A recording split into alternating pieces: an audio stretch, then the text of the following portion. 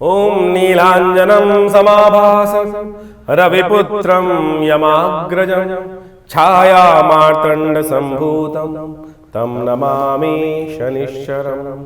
ब्रह्मा मुरारिस्त्रिपुरान्तकारी भानु शशि भूमि सुतो बुधश्च गुरुश्च शुक्र शनिराहुकेतव सर्वे ग्रहा शान्तिकरा भवन्तु। सर्वे ग्रहा शान्तिकरा भवन्तु। क्रूराग्रह शांतिकरा भवन्तु। नमस्कार, स्वागत है आपका आचार्य वाणी में। मैं आचार्य डॉक्टर विक्रमादित्य आपके साथ हूँ। आज का विषय है कन्या राशि वालों के लिए शनि का पदार्पण जो होने जा रहा है, किस प्रकार का योग बना रहा है। शनि बड़ी विचित्र स्थिति में आपके लिए जा रहे हैं। कन्या राशि वालों, बुध प्रधान राशि है आपकी और आपकी राशि बिल्कुल की राशि सम्मुख होकर इस वक्त ग्रहों की पंचायत जो लगी हुई है, ग्रहों की बड़ी विचित्र स्थिति है आपके। यानी सप्तम भाव युद्ध का भाव माना जाता है और वहां पर जो बृहस्पति की राशि है वहीं शनि पदार्पण कर रहे हैं 30 साल बाद। और 30 साल बाद जिस प्रकार के आरंभ में पंच ग्रहों का योग बनकर तैयार है, बहुत सावधानी के साथ आपको चलने की जरूरत है। जी हाँ, बहुत सावधानी के साथ। पंचम भाव युद्ध का भाव है, पंचम भाव व्यवसाय का भाव, सप्तम भाव जो है व्यवसाय का भाव भी है। आपके सप्तम भाव में पंच ग्रहों का योग जो है, जो बिल्कुल इस मार्च के जो तैयार हो जाएगा, उसके बाद शनि महाराज की स्थिति यहाँ पर जो होने वाली है, कल्याणी आपकी 7.5 इसको बोली जाती है। बहुत सारे ज्योतिष के दृष्टिकोण से हमने तो ऐसे ही समझा है कि ये 7.5 जैसा होता है, उसका एक छोटा रूप आपके लिए सम्मुख आगे शनि महाराज आपके बिल्कुल बैठे हैं। और ये सम्मुख आकर जो शनि बैठते हैं आपकी राशि के बिल्कुल सम्मुख, और तो वहाँ बड़ी विचित्र स्थिति दे सकते हैं। और ये भाव ही है आपके विशेष तौर पे जीवन साथी का भाव, व्यवसाय का भाव, युद्ध का भाव। और देख रहे हैं कहाँ, आपके स्वयं आपकी पर्सनैलिटी पर, लग्न को देख रहे हैं, देख रहे हैं आपके भाग्य को, देख रहे हैं आपके पेट को, देख रहे हैं आपके मकान को, देख रहे हैं आपके माता को, देख रहे हैं आपके सुख पर। और शनि की दृष्टि जहां भी पड़ती है वो कहीं ना कहीं अनिष्टकारी योग बना देती है। तो आपको तो बहुत सावधानी के साथ फूक फूक के कदम रखने की ज़रूरत है। बहुत विशेष उपाय की ज़रूरत है। 7.5 ही नहीं, 7.5 का बिल्कुल एक छोटा मिनिएचर रूप आपके जीवन में इस वक्त पदार्पण कर रहे हैं। तो शनि के साथ ध्यान रखना, शनि को अपने ऊपर चढ़ने मत देना, ध्यान रखते हुए कार्य करने की ज़रूरत है। क्योंकि कन्या राशि वालों के लिए खासतौर पर सबसे शालीन राशि मानी जाती है। सबसे ज़्यादा ऐसी राशि मानी जाती है, कन्या का स्वरूप जो है जिंदगी भर बहुत कुछ धारण करने वाली है, बहुत ज़्यादा धैर्य रखने वाली है। लेकिन आपका धैर्य भी जवाब दे सकता है इस शनि के प्रभाव से। तो खास तौर पे सावधान होकर चीज़ों को समझने की ज़रूरत है इस वक्त आपकी राशि के दृष्टिकोण से। और अगर आप शनि चढ़ गए आपके ऊपर तो फिर देख लीजिए क्या क्या करेंगे। यह शनि के दृष्टिकोण से अगर मान के चले कि कन्या राशि में जो पदार्पण कि आपकी राशि के दृष्टिकोण से सप्तम भाव में पदार्पण कर आपके विशेष तौर पर आर्थिक तौर पर कष्ट देने के योग बना सकते हैं। और ख़ास तौर पर आपके परिवार के साथ, लोगों के साथ, दोस्तों के साथ कहीं ना कहीं मतांतर उत्पन्न कर सकते हैं। कॉन्सेप्चुअल डिफरेंसेस जिसको बोला जाता है ना, कॉन्सेप्चुअल डिफरेंसेस हो सकते हैं, ओपिनियन के डिफरेंस हो सकते हैं, वो कर सकते हैं। बस आपको इस समय का सदुपयोग करना है। दबी बिल्ली चूहों से कान कटवाए, बस इतना सोच लो, बस ये समझ लो। जो आपका प्रभाव है, कई बार आप धारण करते हो, इस वक्त धैर्य धारण करो और गलत बातों को अपने ऊपर न चढ़ने दो, इस बात का ध्यान रखना। इस वक्त ग्रह ऐसा है कि जो आपको चढ़ जाएगा, वो आपको खासतौर पे जिद्दी बना देगा। पर इस चीज़ को अगर बच लिया तो बचने का रास्ता क्या है, जो आपको समझ लें कि शनि महाराज कहाँ जा रहे हैं। अभी हम पूरी तरह समझाएंगे आपको। शनि जा रहे हैं बृहस्पति की राशि में, और बृहस्पति और शनि का संबंध कभी अच्छा नहीं होता। महाराज विक्रमादित्य ने भी झेला। और तो और शनि बृहस्पति का संबंध कारण है क्योंकि शनि सरल नहीं है, शनि रिजिड है। और आपको यदि इससे बचना है तो रिजिडता त्यागनी है। भाग्य साथ तब देगा। आप हो सकता है कि इस समय कहा ना, विनाश काले विपरीत बुद्धि, आपका शनि की दृष्टि जो धर्म पर पड़ रही है, आप धर्म से विमुख हो जाए। अरे मैं कब तक करता रहूं परमात्मा की उपासना, अरे हमारे बस की है क्या। और उस ऊपर वाले की, परमात्मा की के सानिध्य से भी दूर हो जाऊं। जब विनाश काले विपरीत बुद्धि कहा जाता है ना, कि आदमी ऐसा सोचने लगता है कि मैं जिंदगी भर उपासना करता रहा, कुछ नहीं हुआ। उपासना की कहां, उपासना की कहां आपने। बहुत सारे लोग परमात्मा का नाम का स्मरण करते हैं, भगवान का नाम करते हैं, कष्ट के समय पे कष्ट का ध्यान जो कर रहे होते हैं कि मंत्र बता दिया, उपाय बता दिया, तो क्या कर रहे होते हैं, ध्यान तो कष्ट में होता है, ये कष्ट होने वाला है, ये कष्ट चल रहा है, बहुत कष्ट है, बहुत कष्ट है। परमात्मा का नाम स्मरण कहाँ हो रहा होता है? हनुमान जी का पाठ भी कर रहे हैं, जय श्री राम भी कर रहे हैं, या कुछ भी पाठ कर रहे हैं, तो कष्ट मनोभाव में तो कष्ट ही चल रहा है, तो कष्ट का ध्यान तो कष्ट ही प्राप्त होगा। भगवान का ध्यान करोगे तो भगवान को प्राप्त करोगे, लेकिन मनोमस्तिष्क में, सूक्ष्म भाव में, कहीं कहीं अंतःकरण में तो वो कष्ट का भाव ही चल रहा है, वो भय का भाव ही चल रहा है, तो भजन हुआ कहाँ? तो सिद्धांत गलत नहीं है, हम गलत हैं, हमने को सही से समझाया नहीं जाता। नहीं तो तुलसी बाबा ने लिखा है ना, एक घड़ी आधी से पुनियाद, तुलसी संगत साध की हरे कोट अपराध। तो वो कैसी होगी? एक क्षण भी उससे कष्ट से निवृत्त होकर, उसको भूल कर परमात्मा का ध्यान करके यदि हम जप कर ले तो फिर वो बारे न्यारे हो सकते हैं।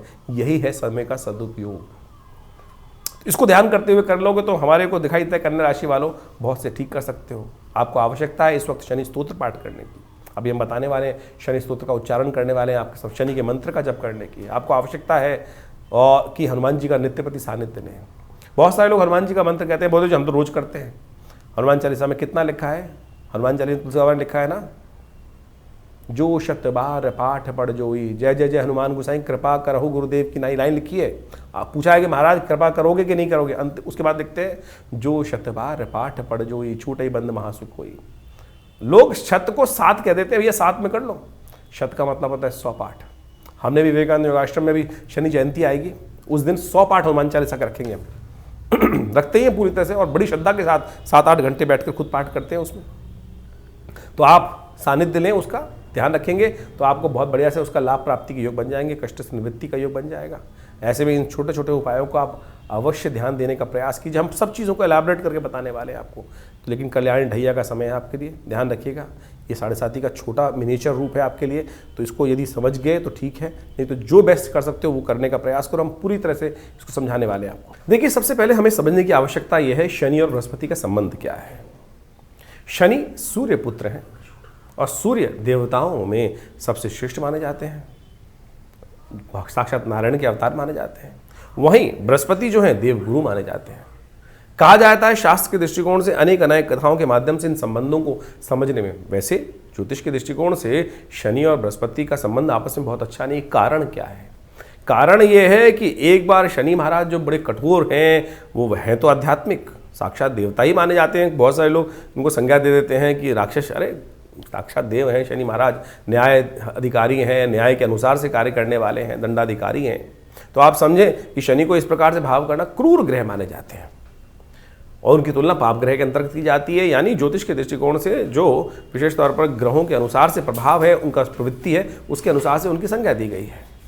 तो शनि महाराज जो हैं वो दंडाधिकारी हैं और कहा जाता है भगवान सूर्य के पुत्र हैं। उसके अनुसार से एक बार बृहस्पति महाराज के घर गए और बृहस्पति वो चाहते थे कि बृहस्पति उनके शिष्य बन जाए, बृहस्पति के शिष्य को प्राप्त हो, जिससे उनका ज्ञान वर्धन हो। लेकिन क्योंकि शनि महाराज की उनके पिता सूर्य के साथ बहुत अच्छी बनती नहीं है, कहा जाता है कि आपस में जो बहुत संबंध मधुर नहीं है, इसी कारण से बृहस्पति महाराज ने उनकी कठोरता को कम करने की बात कही, और जब तक ये बात ना हो कि आपस में संबंध ठीक ना हो, तब तक शिष्यत्व तो उनका स्वीकार मना कर दिया कि हम आपको शिष्य की दीक्षा नहीं देंगे। तो कहा जाता है इसी कारण से शनि और बृहस्पति की आपस में रुष्टता हुई, और जब भी ग्रहों के अनुसार से शनि इस हीन भाव को मन में लेकर हमेशा रहे, और इसी कारण से शनि और बृहस्पति का संबंध कभी अच्छा नहीं माना जाता। और शास्त्र के अनुसार से जब भी शनि महाराज की बृहस्पति की राशि में आते हैं तो कभी शुभ प्रभाव नहीं देते। दशाओं में आप समझे कि सूत्र कहा गया है कि बृहस्पति में शनि, शनि में बृहस्पति कभी अच्छा प्रभाव नहीं देता। खास तौर पर बृहस्पति की दशा में शनि का अंतर तो बहुत ही अनिष्टकारी माना जाता है।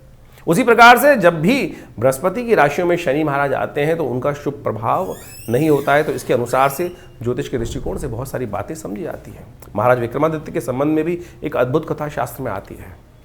उनके न्याय की पूरे विश्व में डंका बजता था, विभिन्न प्रकार की वैतालिक सिद्धियां भी उनके पास प्राप्त थी, और न्याय तो विश्व में उनका प्रसिद्ध ही था।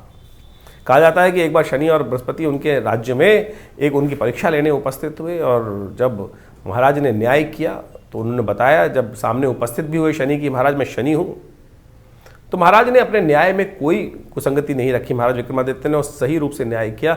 शनि महाराज ने उनकी परीक्षा लेते हुए कहा कि महाराज आपने आज मेरे खिलाफ जाकर न्याय दिया है, तो जब मेरा समय आएगा तब मैं आपको बताऊंगा कि किसका प्रभाव क्या होगा। जब महाराज विक्रमादित्य की शनि की महादशा शुरू हुई, शनि का अशुभ प्रभाव शुरू हुआ तो उनके राज ज्योतिषियों ने कहा कि महाराज आपका शनि खराब आने वाला है, तो ऐसे में आपको सावधान हो जाना चाहिए। और कहा जाता है कि जब राजा की कोई शनि की कोई भी ग्रह की अशुभ दशा होती है तो उसका पूरा प्रभाव उसके राज्य पर भी पड़ता है। तो महाराज ने कहा कि मैं कुछ दिन विश्राम ले लेता हूँ, संन्यास में चला जाता हूँ, क्योंकि मेरे कारण से मेरी प्रजा का कोई अहित ना हो। तो अपने साथ जाते जाते कुछ काशापण ले गए थे। एक जगह छोले खाने के लिए कहा जाता है, चने खाने के लिए उन्होंने कुछ काशापण वहाँ उस दुकानदार को दिए। वो काशापण भी कोयले के बन गए, महाराज को बर्तन मांजने पड़े। आप समझें ये स्थिति है कि जब शनि खराब आता है तो विशेष तौर पर किस प्रकार का जीवन में प्रभाव उत्पन्न होता है। तो हमें आप समझें कि हमें शनि के यथाउचित प्रभाव से आपके जीवन में जो शनि का प्रभाव समझते हुए कि आपकी राशि के अनुसार से किस प्रकार का प्रभाव रहा है, उसके अनुसार से उनके उपाय भी करने का प्रयास करना चाहिए। शनि के अनेक उपाय दिव्य शास्त्र में वर्णित हैं, अनेक मंत्र शास्त्र में उपस्थित हैं। वेद के अनुसार से शनि का एक मंत्र है जो रुद्र अष्टाध्यायी में आया है, शन्नो देवी रविष्ट्रयापो भवन्तु पीतये शन्नो रविष्ट्रवन्तुनः। इस मंत्र का वैदिक मंत्र, शनि का ये वैदिक मंत्र है, इसका यथाउचित भाव से जप करना चाहिए। शनि का तंत्रोक्त बीज मंत्र है ओम प्रांग प्रींग प्रोंग से शनिश्चराय नमः। बहुत सारे लोग बात करते हैं कि बात भाव पूछने का प्रयास करते हैं, कितना जपे महाराज। देखिए, वैसे तो तुलसी बाबा ने कहा एक घड़ी आधी से पुनियाद तुलसी संगत साध की हरे कोट अपराध। लेकिन उस भाव से कि जब मनसा वाचक तीनों रूप से एक होकर, यानी अपनी श्रुति को एक बनाकर उस परमात्म तत्व में जाकर लक्ष्य सिद्धि के लिए मन वचन और कर्म तीनों को एक कर कर उस श्रद्धा भाव से एक सेकंड के लिए भी वो मंत्र जप करेंगे तो उसका प्रभाव हो जाएगा। लेकिन वो एक सेकंड, एक क्षण, एक पल कैसे प्राप्त होगा, वो प्राप्त करने के लिए भी तो समय चाहिए, इतना ध्यान चाहिए, इतना विश्वास चाहिए, इतना अभ्यास चाहिए। वो हो नहीं पाता है। तो इसीलिए कहा गया कि जो 1.25 लाख जप करो, 5 लाख जप करो, 10 लाख जप करो। वैसे शनि की संख्या जो है जब अशुभ प्रभाव चल रहा हो महादशा में तो 19 लाख मंत्र जप करने की शास्त्र में प्रमाणित बात की गई है। तो इतना मंत्र जप करने से ही उसका नेगेटिव प्रभाव इस कलिकाल में तो मंत्र जप की संख्या कई गुना अधिक बढ़ा दी गई है। तो उसको जप करना चाहिए, तब जाकर उसका प्रभाव, नेगेटिव प्रभाव दूर होता है। तो आप जितना हो सके चलते फिरते उठते बैठते किसी भाव में इन शनि के मंत्रों का जप करें। शनि को मनाने के विभिन्न उपाय शास्त्र में वर्णित हैं। वो सब उपाय हम आपके समक्ष रख रहे हैं, आपकी राशि के अनुसार से बता रहे हैं। लेकिन फिर भी शास्त्र में अनेक जो उपाय बताए गए हैं उनको भी हमें समझना चाहिए। उन उपायों के अनुसार से यदि कार्य करेंगे तो जीवन में बहुत सारे कष्टों को दूर कर सकते हैं। शनि को मनाने के लिए हमने अनेक शास्त्रों का अध्ययन किया, बहुत सारी चीज़ों को निकाल के प्रयास किया। में सबसे श्रेष्ठ है शनि स्तोत्र, हनुमान चालीसा, सुंदरकांड का पाठ, हनुमान जी को चूल्हा चढ़ाना, शनि के मंत्र का जप करना। दशरथ कृत शनि स्तोत्र तो अपने आप में अद्भुत ही है। वो दशरथ कृत शनि स्तोत्र किस प्रकार से पाठ किया जाता है उसको हम करके दिखा देते हैं आपको। कहा जाता है कि महाराज दशरथ जो हैं वो देवासुर संग्राम में जब जा रहे थे तो रास्ते में शनि के दर्शन हुए और उस समय उन्होंने शनि के दर्शन का लाभ लेते हुए, क्या होता है आमतौर पर जब शनि महाराज कहीं रास्ते में किसी के पड़ते हैं तो कुछ रास्ते में क्या होता है लोग रास्ता बदल देते हैं। लेकिन महाराज दशरथ ने उस वक्त महाराज शनि की प्रार्थना करी और दशरथ कृत शनि स्तोत्र शास्त्र में वर्णित है।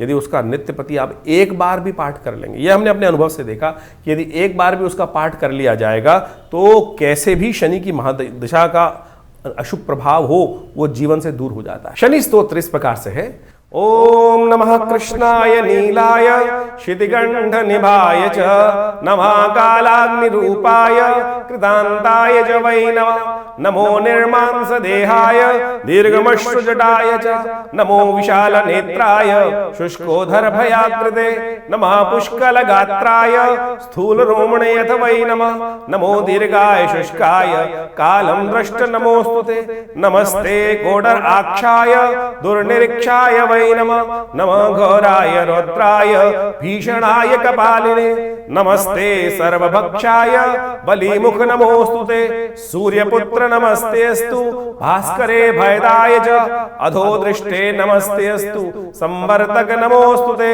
नमो मंदगते तुभ्यं निरस्तंशाय नमोस्तुते तपसा दग्धदेहाय नित्यं योगरताय च नमो नित्यं सुदार्ताय अतृप्ताय च वै नमः ज्ञानचक्षु नमस्तेस्तु कश्यपात्मजसूनवे तुष्टो ददासि वैराज्यम रुष्टो हरसि तच्क्षणात् देवासुर मनुष्याश्च सिद्धि विद्याधरोरगा त्वया विलोकिता सर्वे नाशं यान्ति समूलतः प्रसादा कुरु मे देव वराहोऽहम् उपागता एवं अस्तु तदा सौरिग्रह राजो महाबला।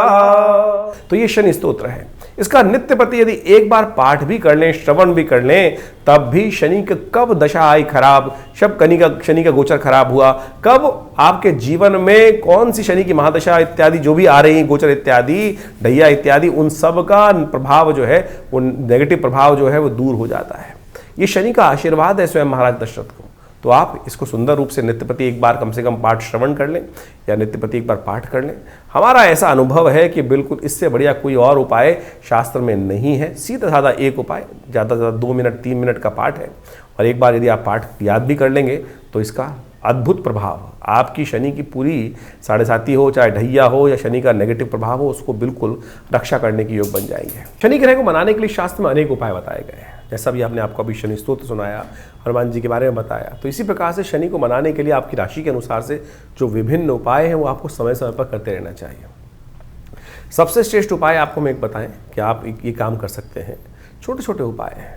जब भी कोई भोजन करने बैठ रहे हैं उसका पहला हिस्सा लेकर कौवे के निमित्त डाल दीजिए बाहर, अपनी खिड़की से बाहर। ओम प्रांग प्रींग प्रोंग से शनिश्चराय नमः कौवे का ध्यान कर कर अपने ग्रास खाने का पहला ग्रास निकाल कर कौवे को डाल दीजिए। यह नित्यप्रति अभ्यास करने से कोई नुकसान नहीं होता आपका, और आपके लिए कष्ट निवारण करने का सुंदर रास्ता बन जाएगा। हो सके तो शनि के बीज मंत्र, जैसे हमने आपको बताया था, ओम प्रांग प्रींग प्रोंग से शनिश्चराय में इसका स्तवन कर लीजिए। एक और प्रयोग हम बताते हैं आपको। हनुमान जी का विशेष तौर पर शनि के साथ संबंध रहता है, तो हमने एक बहुत अद्भुत दिव्य प्रयोग निकाला। हनुमान जी के बीज मंत्र को शनि के बीज मंत्र से संपुट युक्त करने के उपरांत यज्ञ करें, और उसका जब भी कर लें तो बहुत अच्छा रहेगा। जैसे ओम हंग हनुमतये नमः, ओम प्रांग प्रींग प्रोंग से शनिश्चराय नमः, ओम हंग हनुमतये नमः, ये एक हुआ।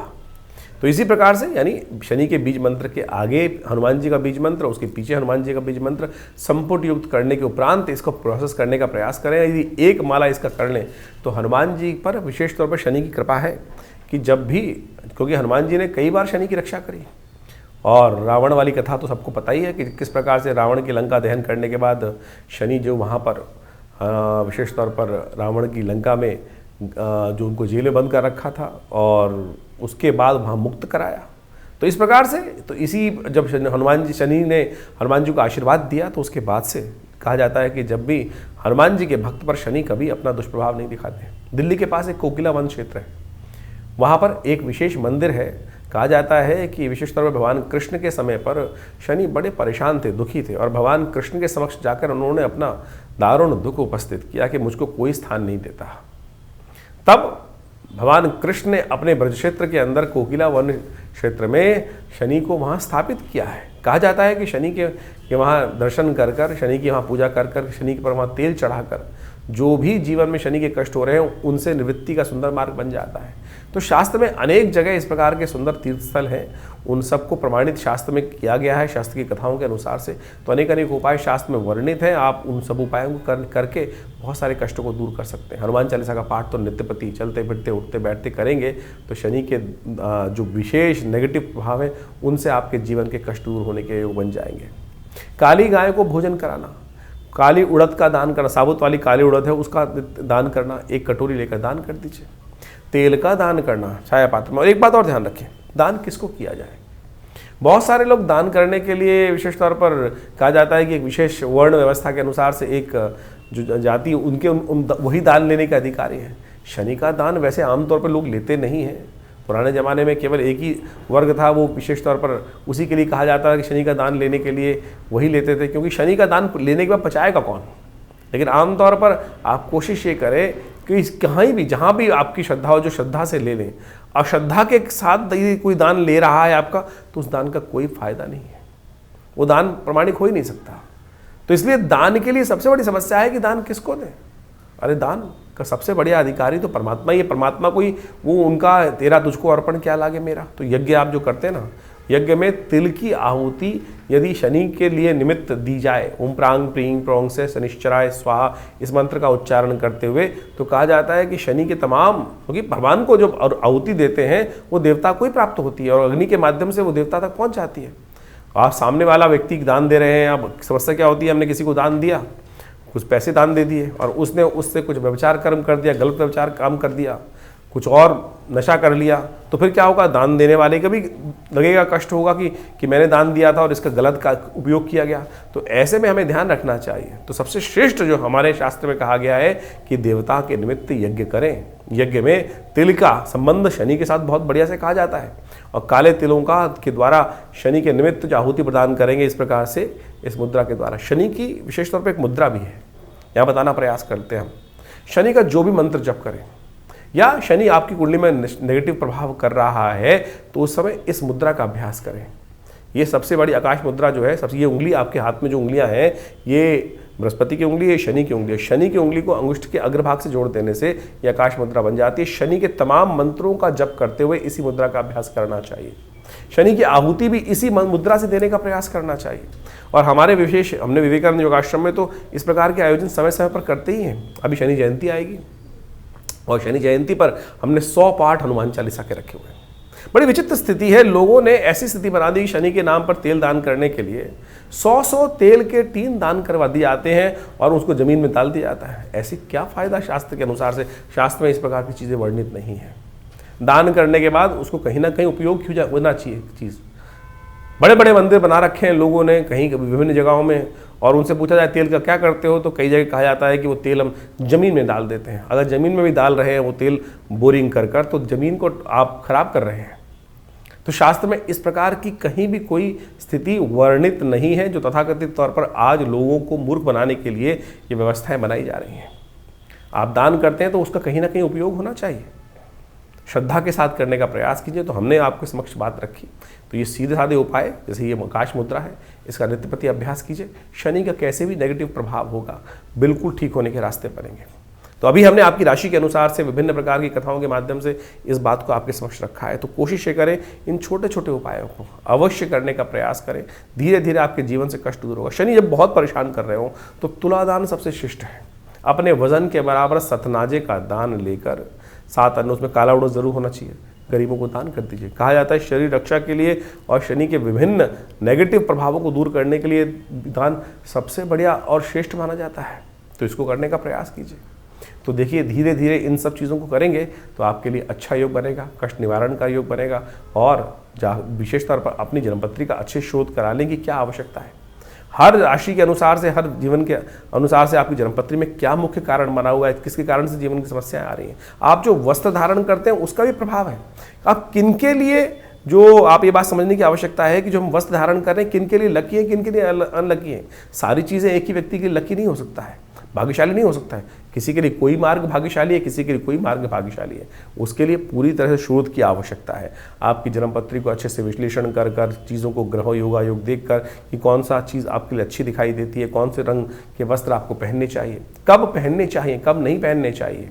तो ये सब शास्त्र में वर्णित है, ये सब चीज़ें। और उसके अनुसार से जो ज्योतिषीगण हैं उन सब का अध्ययन कर आपको हम मार्ग बताने का प्रयास करते हैं। आशा करते हैं इन सब चीज़ों को समझेंगे और ज्योतिष की और बहुत सारी बातें हैं उनको धीरे धीरे अपने जीवन में उतारने का प्रयास करें तो लाभ होगा। तो ये शनि का जो विशेष प्रभाव है आपकी राशि के अनुसार से हमने आपको समझाने का प्रयास किया।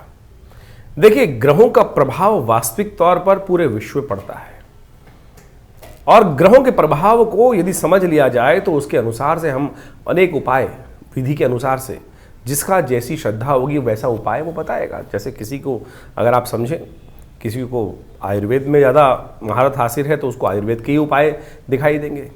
किसी को वास्तविक तौर पर एलोपैथिक की अच्छी महारत है तो उसको एलोपैथिक के ही सब उपाय समझ में आएंगे। किसी को होम्योपैथिक के उपाय है तो उसको होम्योपैथिक की दवाइयाँ ही समझ में आएंगी और उसने उसका प्रभाव देखा है, उसके अनुसार ही वो लोगों के समक्ष रखेगा और उसका प्रभाव एनालाइज कर लोगों के ऊपर आता भी है। तो इस बात को हमें समझना चाहिए। तो ज्योतिष के अनुसार से, हमारे अध्ययन के अनुसार से हमने जितने उपाय शास्त्र में जहाँ जहाँ जिस प्रकार से हमने करके देखे, पिछले करीब अनेक वर्षों से बहुत सारे जो लोग आते हैं उनके ऊपर देखा, अपने ऊपर देखा, अपने परिवार के ऊपर देखा, समस्त समाज के ऊपर देखा, तो हमने वही उपाय आपके समक्ष रखे हैं। इसके अलावा भी हज़ारों प्रकार के उपाय हैं, लेकिन उपाय विशेष तौर पर इस प्रकार से करने चाहिए कि जिससे मन दुखी ना हो, कि संसार में किसी को उसका नेगेटिव प्रभाव ना उपस्थित हो। ऐसा समझे कि ज्योतिष के दृष्टिकोण से परमात्मा हमारे ऋषि मुनियों ने कोई ऐसा उपाय, लाखों रुपए खर्च करने वाले उपाय तो नहीं बताए। सीधे साधे जो उपाय हैं, भगवान का स्तवन, थोड़ा मोटा दान, जो आपकी सामर्थ्य के अनुसार से यदि आप करेंगे तो सत्य मानिए कि उससे परिवर्तन आने का योग बनेगा। इसको ऐसा कतई ना समझें कि इसको उपाय करने के लिए हमको इतना महंगा खर्चा करने वाला उपाय करना है, मेरे पास पैसे नहीं है, उधार लेकर पैसे लाऊं और उससे उस उपाय को करूं और उसके बाद फिर अपने जीवन को, कष्ट को दूर करने के लिए वो कार्य करूं, तो वो उपाय नहीं हुआ भाई। तो शास्त्र में ऐसे उपायों को स्थान दिया ही नहीं गया है। अपनी सामर्थ्य के अनुसार से, अपने पुरुषार्थ के अनुसार से जो कुछ हम दान, पुण्य इत्यादि, भगवान का स्तवन, पूजन इत्यादि कर कर अपने जीवन के कष्टों को दूर करने का मार्ग बनाते हैं, वही शास्त्र में प्रमाणित किए गए हैं। अनेक अनेक पुराण, अनेक अनेक ग्रंथ, उन सब में अनेक उपाय मंत्र के माध्यम से, दान के माध्यम से, स्नान के माध्यम से शास्त्र में वर्णित हैं और उन सबको हमने आपके समक्ष यथाउचित भाव से रखने का प्रयास किया। शास्त्र में विभिन्न कथाएं भी हैं। बहुत सारे लोग इस बात को बताने का, समझाने का बहुत सारे मैसेज भेजते हैं कि भाई आप कथाएं क्यों सुनाते हैं। अरे भाई, शास्त्र में कथाएं हैं तो उससे विश्वास जागता है। यदि विश्वास ही नहीं होगा तो कैसे कार्य करोगे। और पौराणिक कथाओं को, उसके लिए विशेष तौर पर शास्त्र में जो चीज़ें वर्णित है उससे हमारे मति के भ्रम दूर होते हैं। नहीं तो व्यक्ति को कैसे कह दोगे कि मतलब ऐसे कर लो, ऐसे कर लो, ऐसे कर लो, तो उससे क्या होगा, वो कहेगा कुछ होता ही नहीं है। तो उस पर विश्वास जगाने के लिए, समझ जगाने के लिए इस तमाम कथाओं को यहाँ उपस्थित करना परम आवश्यक है और वही हम करते हैं। इसके अनुसार भी गोचर का प्रभाव तो आप देखते ही हैं, जो राशि के अनुसार से हम बताते हैं। बहुत सारे लोगों का मत ये होता है कि राशि के अनुसार से आप बताते जो हैं वो संसार के समस्त 12 लोग 12 कैटेगरी में ही बढ़ सकता है। देखिए, गोचर का प्रभाव तो राशि के अनुसार से ही बताया जाएगा और अनेक अनेक सिद्धांत हैं, या तो राशि के अनुसार से या लग्न के अनुसार से उसको पढ़ा जा सकता है। अब जो हम लोग जनरल वे में यहाँ समझाने के उपस्थित कर रहे हैं, प्रयास कर रहे हैं, वो राशि के अनुसार ही गोचर का, इंडिविजुअल जन्मपत्री को आप यहाँ सोशल मीडिया लेवल पर नहीं डिस्कस कर सकते हैं। उसके लिए तो आपके अपनी एक समय चाहिए, व्यवस्था चाहिए और टाइम चाहिए, उसके अनुसार से आप समझने का प्रयास करें। लेकिन फिर भी गोचर का प्रभाव तो जर्नल है और उसको उसके अनुसार से समझा जा सकता है और वो उसमें कहीं कोई गलत बात नहीं है। तो उसको आप समझें, उसका प्रभाव अपने अनुसार से उस चीज़ को समझेंगे तो देखिएगा परिवर्तन का योग अच्छे से बना सकते हैं आप। ये उपाय जितने हमने बताए इसका अवश्य प्रयास कीजिए। हाँ, जो उपाय मंत्र संस्कृत के हैं उनका संस्कृत का उच्चारण बिल्कुल ठीक से करने का प्रयास करना चाहिए, तो ही उसका पूर्ण प्रभाव प्राप्त होगा। केवल हम कहें कि अभी संस्कृत मुश्किल है, संस्कृत तो सबसे आसान भाषा है और उसका शब्द का उच्चारण यदि सही से करोगे तभी वातावरण में उसका प्रभाव उपस्थित होगा। वो वातावरण में जो कंपन होगा उस मंत्र के उच्चारण से, उसके शब्द के उच्चारण से, उसी से उसका प्रभाव वास्तविक तौर पर समझा जा सकता है। ज्योतिष को वास्तविक तौर पर जीवन में उतारने के लिए बहुत सारे आयाम हैं। आपकी जन्मपत्री, आपके हाथ की रेखा, आपके शरीर विज्ञान के अनुसार से शरीर में कौन कौन से जो चिन्ह हैं उनका क्या प्रभाव है, उनके अनुसार से शुभ हैं या अशुभ हैं, आपकी जन्मपत्री में आने वाले योग हैं कब फलीभूत होंगे। अब हजारों व्यक्तियों की कुंडली में विभिन्न प्रकार के राजयोग हैं, उन राजयोगों को कब फलीभूत होने का समय है, वो दरिद्र योग कब परेशान कर सकते हैं, कुंडली में बैठा हुआ योग कब आपके जीवन में फलीभूत होगा, इन सब चीज़ों को अध्ययन करने की आवश्यकता है। और देश काल, परिस्थिति, दशा, महादशा, अंतरदशा, प्रत्युत्तर दशा, ग्रहों के इंटरनल कुंडलियाँ, उन सबको समझकर हम उन सब चीज़ों को, प्रभाव को सही रूप से समझ सकते हैं और आपके समक्ष उनके ज्योतिष के चमत्कार को आप स्वयं देख सकते हैं। तो आप आइए विवेकानंद योगाश्रम में। ये शोध संस्थान हमारे पिता आचार्य श्री केशव देव जी महाराज के द्वारा आज से करीब 60-70 साल पहले बनाया गया और वहाँ आज भी उसी परंपरा के अनुसार से, वैदिक परंपरा के अनुसार से समस्त कार्य, यज्ञ इत्यादि किए जाते हैं। आश्रम में बहुत बड़ी गौशाला है, साथ में माँ भगवती का बहुत दिव्य मंदिर है, जो मूर्ति 1947 में 1947 में मुल्तान पाकिस्तान से एक व्यक्ति लेकर आया और आज वो दिव्य प्रतिमा माँ भगवती दुर्गा शेरावाली की प्रतिमा आश्रम में प्रतिष्ठित है। चमत्कारिक प्रतिमा है। जो उनके सानिध्य में बैठकर यज्ञ करते हैं, उनकी आराधना करते हैं, नवरात्र में और अष्टमी के दिन, नवमी के दिन, चतुर्दशी के दिन भगवती के समक्ष बैठ के यज्ञ करते हैं, तो उन सब की मनोकामनाएं सिद्धि होने के अद्भुत योग बनते हैं। ये हमारा अनुभव है।